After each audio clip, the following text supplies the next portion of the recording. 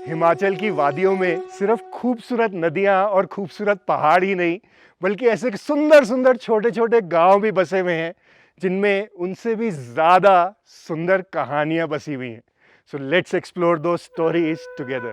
आज मैं आपको लेकर चलता हूँ हिमाचल की ऐसी अनएक्सप्लोर्ड और ऑफबीट जगह जहाँ बहुत कम लोग पहुँच पाते हैं। कांगड़ा डिस्ट्रिक्ट के नाम से या तो लोग बीर बिलिंग के बारे में जानते हैं, या उससे 1-1.5 घंटे की दूरी पे बसा राजगुंदा, जिसका ट्रैक आजकल पॉपुलर है। लेकिन क्यों पॉपुलर है मुझे तो नहीं समझ में आया। बट वहीं से बस आधे घंटे की दूरी पर या दूसरी पॉपुलर डेस्टिनेशन बरोड से बस कुछ ही दूरी पर है नलहोता। और ये अमेजिंग डेस्टिनेशन मैं सबको रेकमेंड करूंगा। स्टनिंग स्टेप फार्म्स के बीच में बसा नलहोता गांव इज अ हिडन जेम। रहने के लिए यहाँ there is a gorgeous wood house जो इन्हीं स्टेप फार्म्स के बीच में बना हुआ है। इसके रूम्स इतने कोजी एंड कंफर्टेबल हैं and the view is amazing from every direction. आप यहाँ मेडिटेशन करो, रिलैक्स करो, हिमाचल के स्पेशल गरम गरम राजमा खाओ, ओपन में बॉनफायर करो या पूल का एक गेम एंजॉय करो।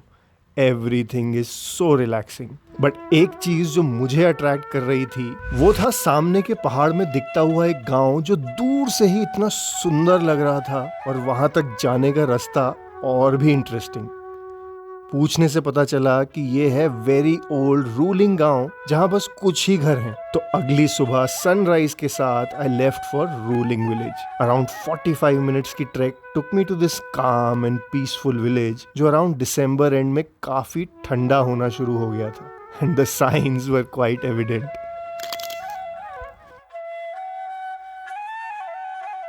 कुछ टाइम यहाँ स्पेंड करने के बाद I left in search of the local cultures and their stories. तो बस वहीं से कुछ 1-2 किलोमीटर की ही दूरी पर है कोठीकोड, जिसको हेरिटेज विलेज भी कहा जाता है, क्योंकि जहां 1905 के अर्थक्वेक में जब entire Kangra district came to the ground, this village survived. और इस विलेज के साथ ही यहाँ बच गए कुछ घर जहां आज 11th जनरेशन रह रही है, एंड एस्टिमेट है कि ये घर ऑलमोस्ट 300 साल पुराना होगा। सुंदर वाटरफॉल के पास बसे इस गांव में ओल्ड ट्रेडिशनल मेथड से मधुमक्खी के घर दिख जाएंगे that villagers make to attract bees, और घर बैठे बैठे शहद मिल जाता है। और साथ ही बची हुई हैं यहाँ की फोक टेल्स, जिनमें से एक कहानी ये है कि ये इतनी ब्लेस्ड भूमि है कि बहुत साल पहले औरतें जब जंगल से लकड़ियां काट के वापस घर जाती थीं, तो उन्हें वो सर पर उठानी नहीं पड़ती थी, क्योंकि लकड़ियां अपने आप उनको धीरे धीरे पीछे फॉलो करती थी। बट एक दिन एक लड़की की जल्दबाजी की वजह से ये वरदान खत्म हो गया।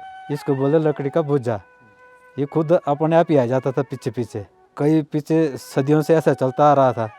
एक दिन क्या, वो जिस लड़की ने वो लकड़ी लानी थी, उस दिन उसको अपने मायके में जाना था। तो बात ये थी कि जो ये बोझा है ना, वो बोझे की रफ्तार बहुत धीमी चलती थी। तो उसने सोचा ये मेरे को लेट कर देगा, मायका दूर है, अंधेरा हो जाएगा, रास्ते में जंगल है, तो इसलिए क्यों ना इसको मैं पीठ में उठा करके जल्दी से घर पहुंच जाऊं।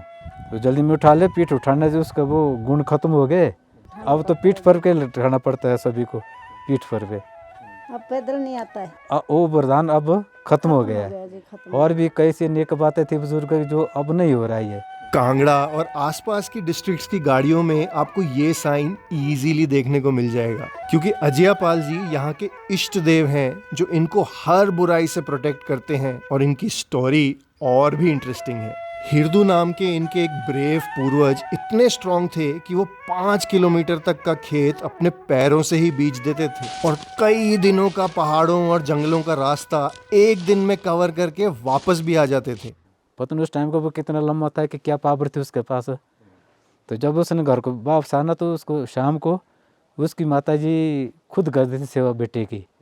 और नंगे पैर जाना, पाँव में ब्रिज, रास्ते में कांटे चुभ जाते थे। एक पत्थर इनके मतलब 1.5 किलो लगभग कांटा खोलना उसकी माँ ने दोनों पैर से दब जाते हैं ना तेल की। और एक मालिश मालिश के लिए एक तेल मालिश की वो खपाती थी माता रोज ही। लेकिन एक दिन माँ बीमार होने की वजह से पत्नी ने कांटे निकाले जो आधे ही निकल पाए और तेल की मालिश भी आधे तेल से ही हुई, जिसकी वजह से हिरदू को पास के पलाचक गांव में रात को रुकना पड़ गया, जहां उन्हें मिल गया राक्षस अजियापाल जो इंसानों को खा जाता था। लेकिन बचने के लिए हिरदू ने एक चाल चली। मनुष्य आता था, वो राक्षस रात को खा जाता था, तो पूरा उसने आग जलाई, वो बैठा, उतने में राक्षस आ गया खाना।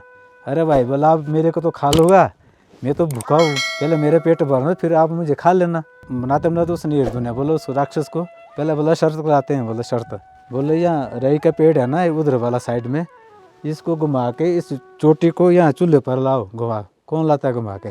तब तक बोला मेरी रोटी भी बन जाएगी। उसने रखने की बहुत जोर लगाया, हाँ झुका नहीं पेड़, तो उस हिरदू ने पैर को झुकाया, उसने खाना खोने भी खा उसने झुकाया ना, बोला पकड़ो इसके सिर में पेड़ की, हाँ मेरे छूटा, बोला पकड़ो, हाँ उसने पकड़ो, चोटी को पकड़ो, ऊपर टांग दिया उसको, राक्षस को ऊपर टांग गया।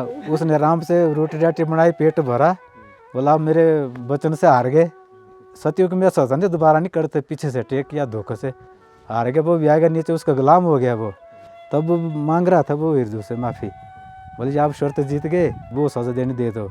बोला सज़ा कुछ नहीं, आज की पीढ़ी में बोला आपको आइंदा भविष्य में जितने भी यहाँ के लोग हैं ना, इनकी सेवा करना लोगों की जन से।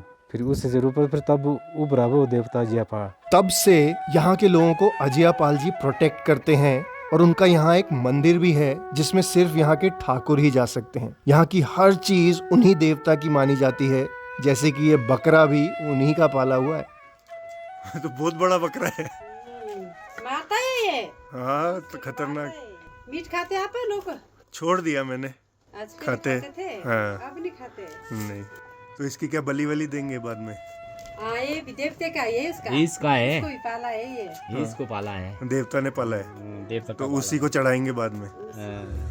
मार्च के महीने में ये देवता बाहर आते हैं और यहाँ एक बहुत बड़ा फेस्टिवल ऑर्गेनाइज किया जाता है, जिसमें अजियापाल देव यहाँ किसी को चुनते हैं जिसके थ्रू वो सब लोगों की प्रॉब्लम्स दूर करते हैं। खेती के बीमारी के बारे में बताते हैं, बीमारी को दूर करते हैं, बारिश के बारे में बताते हैं, बारिश ले आते हैं, जब मुझे बारिश की जरूरत होती है, जब बारिश पड़ेगी, बीमारी आई हुई कई बीमारी आई हुई उसको दूर भगाते हैं, माल की हो पशु की हो सारे जानवर की बीमारी दूर भगाते हैं बस। आपने खुद देखा है ऐसे?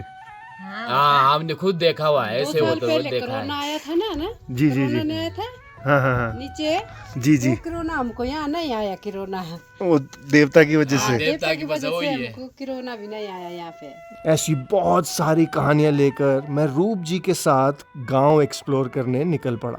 इस गांव में बहुत पहले 300-400 वर्ष पूर्व एक जेलदार जिसे राजा कहा जाता था, वो इस जगह पे उनकी एक कोठी हुआ करती थी, बहुत बड़ा महल होता था और महल के बगल में एक बहुत बड़ा अखरोट का पेड़ होता था।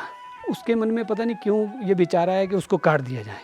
जब आधा कटा तो उस समय बहुत चीखी हुई, आवाज़ आई बहुत, तो हम लोगों की मान्यता है, बुज़ुर्गों की मान्यता है कि उस पेड़ को ज़िंदा काटा उसने और उस पेड़ ने उसको अभिशाप दिया कि जा तेरी कोई औलाद नहीं होगी, और सचमुच में उसकी कोई औलाद नहीं हुई।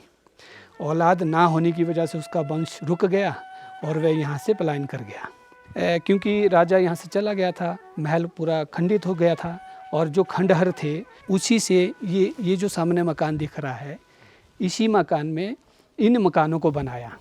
यहाँ के घर जितने पुराने हैं उतने ही सस्टेनेबल भी। For example there traditional kitchen is multipurpose. खाना बनाने के काम तो आती है, साथ में नीचे कैटल को भी सर्दियों में गर्म रखती है।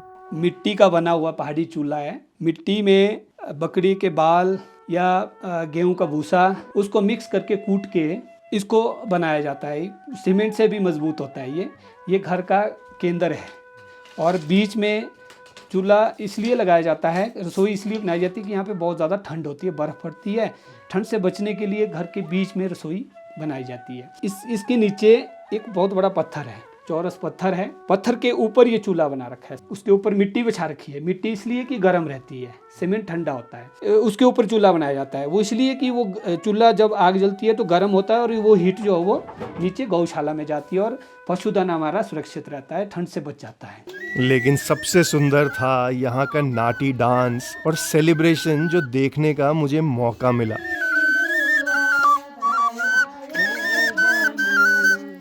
गांव के सभी लोग मिलकर ये नाच गाना करते हैं और अपने गांव की सुंदरता के बारे में बातें करते हैं, अपने गांव को सेलिब्रेट करते हैं और बोलते हैं क्यों यहाँ से कहीं दूर जाना।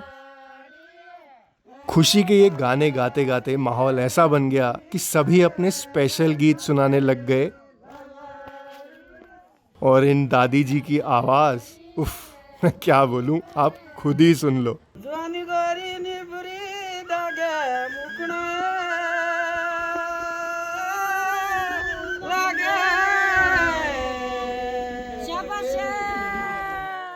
ये सुंदर गीत यहाँ अभी भी सरवाइव तो कर पाए हैं, पर ज्यादा टाइम तक रहेंगे या नहीं ये डाउटफुल है।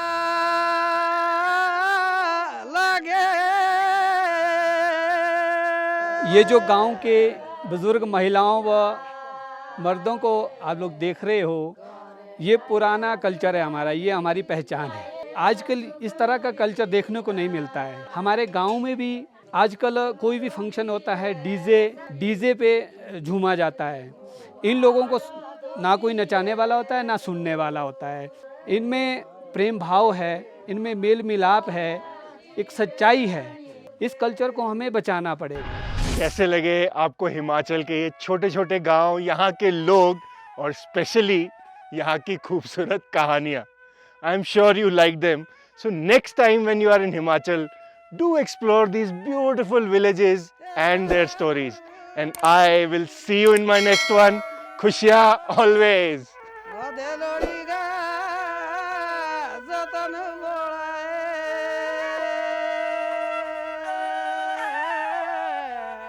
छोटे छोटे गांव भी बसे हुए हैं और इन गांव में पॉपुलर डेस्टिनेशन, फिर भूल रहा हूँ, छोटे छोटे गांव बसे हुए हैं जो कि पॉपुलर डेस्टिनेशन। कोटिकोण, हम क्या बोलते हैं? खुशियां always! खुशियां always!